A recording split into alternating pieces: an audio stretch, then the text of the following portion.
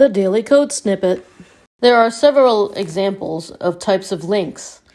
You may want to link to another website, in which case you'll use your absolute URL. You may want to link to other pages within a website.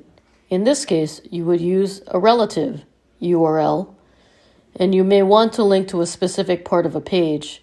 In this case, you would link to an attribute. And finally, there are special cases where you would use particular language to take certain actions, like sending an email. In order to trigger the mail system of a device, instead of using http:// or https:// you will instead use mail to:. The S indicates that the website is protected by SSL, or Secure Sockets Layer, a protocol used to secure communications between a client and server and gives your visitors reassurance that their data will be protected.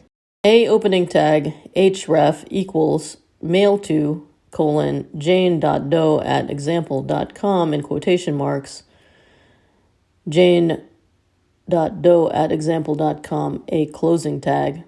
In order to activate a phone call, you would use tell: instead.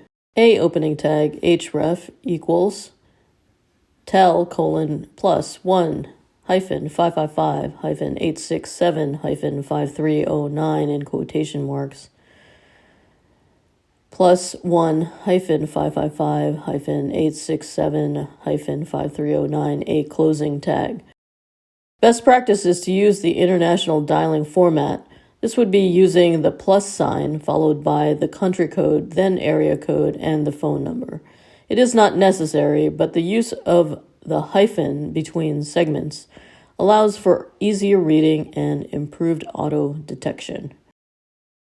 Presented by Designers Learn Code.